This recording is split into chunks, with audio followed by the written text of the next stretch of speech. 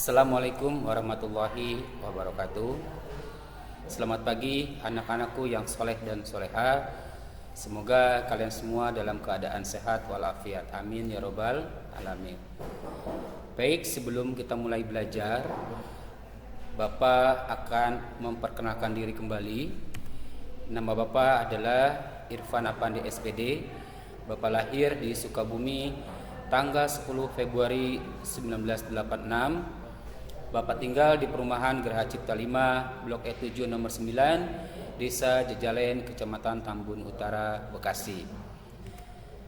Bapak lulus S1 PPKN dan pada tahun ini Bapak mengajar PPKN di kelas 8. Dan syukur alhamdulillah pada tahun ini Bapak diberikan amanah menjabat sebagai Wakil Kepala Sekolah Bidang Kesiswaan. Baik anak-anakku yang soleh dan soleha, sebelum kita mulai belajar, marilah kita membacakan doa bersama-sama. Baca doa, dimulai. Bismillahirrahmanirrahim. Rabbi jidni ilman warzuqni fahma.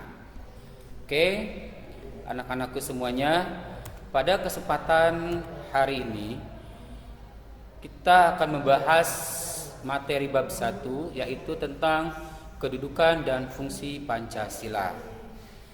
Baik, ada yang sudah tahu apa sih kedudukan Pancasila bagi negara Indonesia? Oke, mari kita bahas satu persatu. Apabila nanti menurut kalian penting, siapkan untuk dicatat. Kedudukan Pancasila bagi negara Indonesia, yang pertama adalah Pancasila sebagai dasar negara. Yang kedua, Pancasila sebagai pandangan hidup bangsa. Yang ketiga, Pancasila sebagai kepribadian bangsa. Yang keempat, Pancasila sebagai perjanjian luhur rakyat. Yang kelima, Pancasila sebagai sumber dari segala sumber hukum.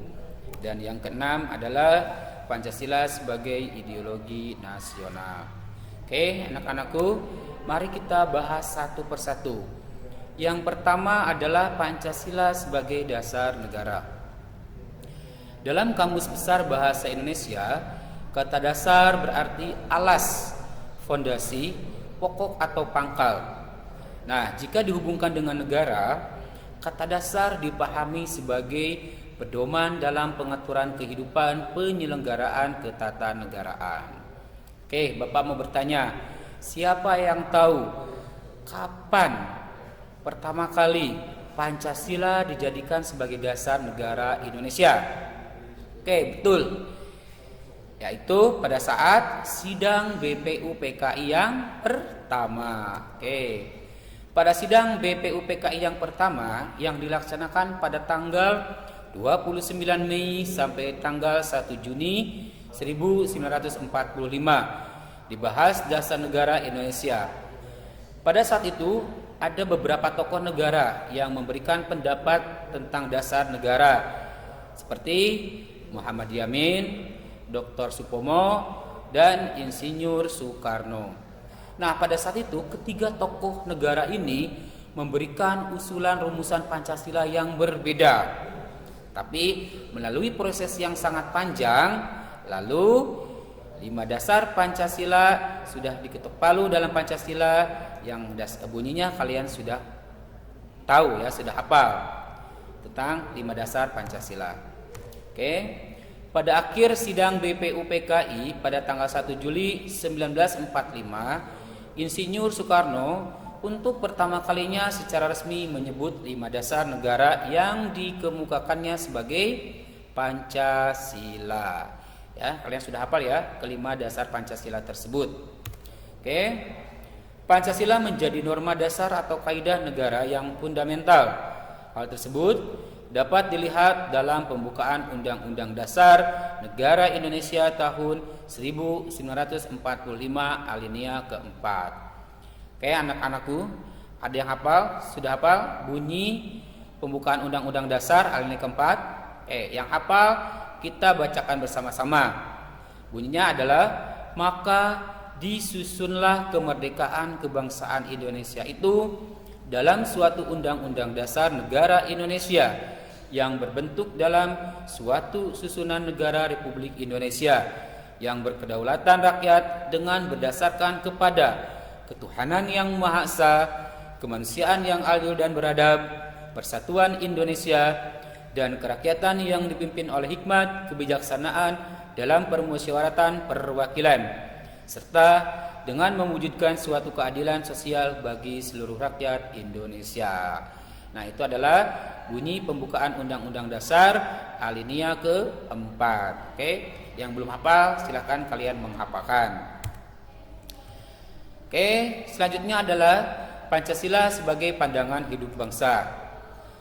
Pandangan hidup merupakan cara pandang, pedoman, dan arahan bagi seseorang untuk memandang diri sendiri dan menentukan hidupnya. Dalam pandangan hidup suatu bangsa terkandung konsep dasar dari kehidupan yang dicita-citakan. Bangsa Indonesia lahir dari perjuangan panjang, mulai dari zaman kerajaan, penjajahan kolonial, hingga perjuangan kemerdekaan. Dalam sejarah perjuangan bangsa Indonesia, Pancasila lahir dan mengakar dalam kepribadian bangsa. Dengan demikian, Pancasila sebagai pandangan hidup mengandung makna bahwa segala aktivitas sehari-hari bangsa Indonesia harus sesuai dengan nilai-nilai yang terkandung dalam Pancasila. Oke, baik. Jadi sebagai warga negara yang baik, kita harus hidup mencerminkan kepada nilai-nilai yang terkandung di dalam Pancasila. Baik, selanjutnya adalah yaitu Pancasila sebagai kepribadian bangsa. Dalam Kamus Besar Bahasa Indonesia, kepribadian adalah sifat hakiki yang tercermin pada sikap seseorang atau suatu bangsa yang membedakannya dari orang atau bangsa lain. Adapun kepribadian bangsa adalah ciri-ciri watak menonjol yang ada pada banyak warga suatu kesatuan nasional. Pancasila yang menjadi dasar negara merupakan jiwa dan kepribadian bangsa Indonesia. Pancasila memberikan corak dan ciri yang khas bagi Indonesia dan menjadi pembeda dengan bangsa lain. Baik anak-anakku, selain Pancasila yang membedakan negara kita dengan negara lain, apalagi coba yang tahu? Betul. Salah satunya adalah dengan banyaknya keberagaman suku, budaya, bangsa, agama, dan lain-lain. Tuh. Dan juga sikap yang menonjol yaitu sikap gotong royong warga negara Indonesia. Oke, baik, selanjutnya adalah Pancasila sebagai perjanjian luhur rakyat. Istilah Pancasila sebagai perjanjian luhur bangsa Indonesia muncul dalam pidato kenegaraan Presiden pertama, yaitu Insinyur Soekarno di depan sidang Dewan Perwakilan Rakyat Gotong Royong pada tanggal 16 Agustus 1967. Pancasila sebagai perjanjian luhur merupakan suatu perjanjian yang disepakati bersama oleh seluruh rakyat Indonesia dan harus diamalkan serta dilestarikan. Kayak di sini ada perbedaan ya antara DPR zaman dulu dengan yang sekarang.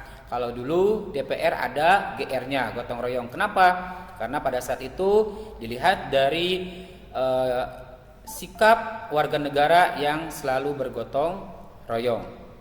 Oke. Baik, selanjutnya adalah Pancasila sebagai sumber dari segala sumber hukum.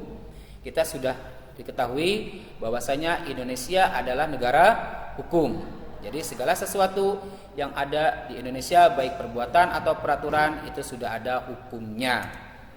Sumber hukum adalah sumber yang dijadikan bahan penyusunan peraturan perundang-undangan, baik tertulis maupun tidak tertulis. Kedudukan Pancasila sebagai sumber hukum terdapat dalam pasal 2 Undang-Undang Nomor 12 Tahun 2011 yang berbunyi, Pancasila merupakan sumber segala sumber hukum negara.